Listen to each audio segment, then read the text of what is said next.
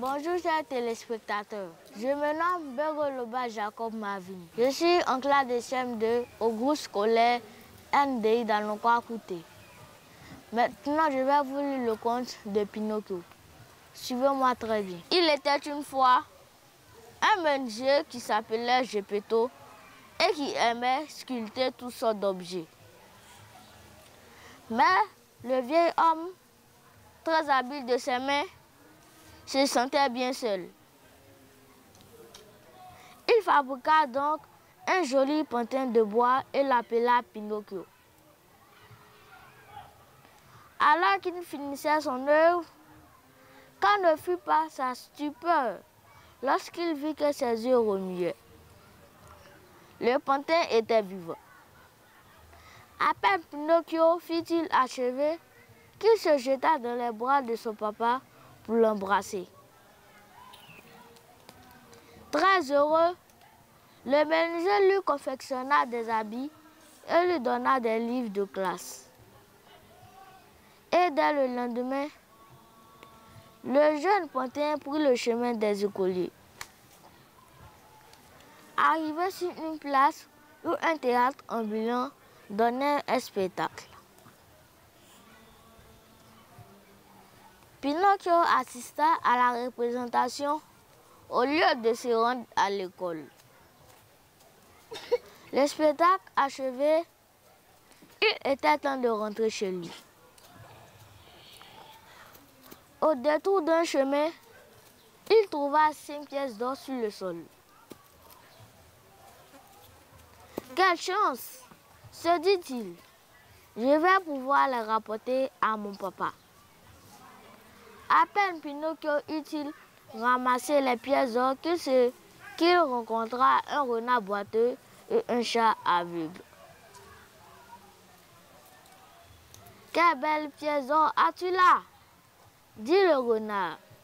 Je connais le moyen de doubler ta fortune. Suis-nous au pays des Nigauds. Nous te montrerons le champ des miracles. Vraiment mon jour de chance. Pensa alors le petit pantin en suivant les deux compères. Ils marchèrent encore quand la nuit commença à tomber.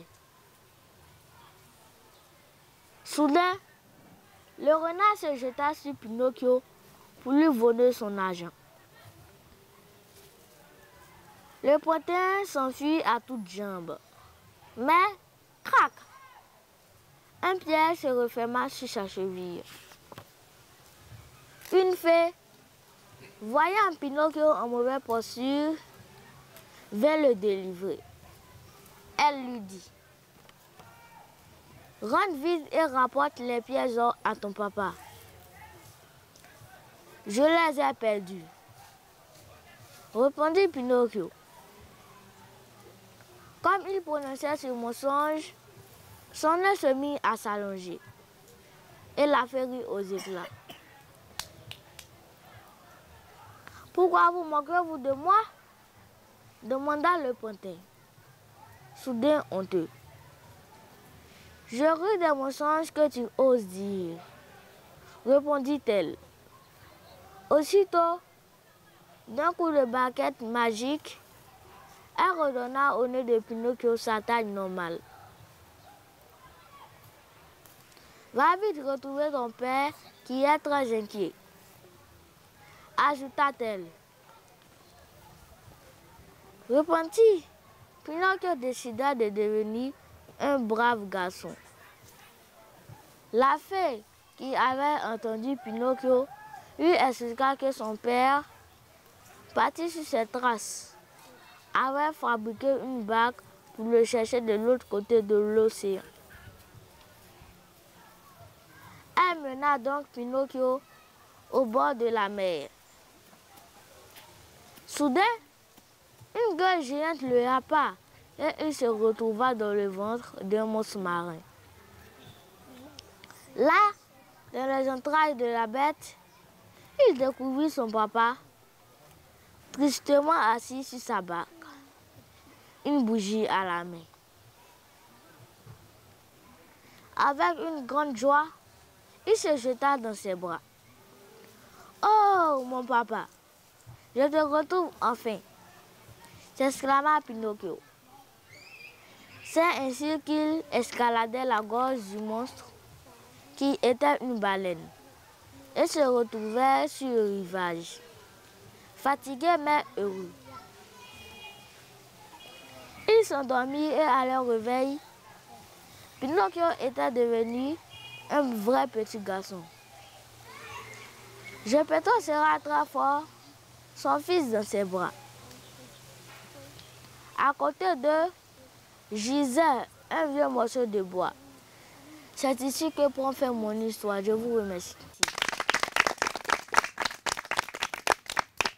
Je vais voir si vous avez bien compris mon histoire. Comment s'appelait l'homme qui avait fabriqué le pantin en bois? L'homme qui avait fabriqué le pantin en bois s'appelait Geppetto. Quel nom le vieil homme donna-t-il au pantin en bois? Le vieil homme nomma le pantin en bois Pinocchio. Qu'est-ce que Pinocchio ramassa au cours de sa balade? Au cours de sa balade, Pinocchio ramasse 5 pièces d'or. Quelle est la proposition que le renard boiteux a fait à Pinocchio? Le renard boiteux proposa à Pinocchio de doubler ses 5 pièces d'or. Quelle leçon de moralité pourrions-nous tirer du test? La moralité qu'on pourra tirer du test est qu'il ne faudrait pas s'adonner à la facilité, car celui ou celle qui, s'il est à cette école, trouve toujours des soucis en chemin. Chers amis, les plus grands hommes, n'est-ce pas, de la grandeur, mais grandissent en faisant beaucoup de lectures.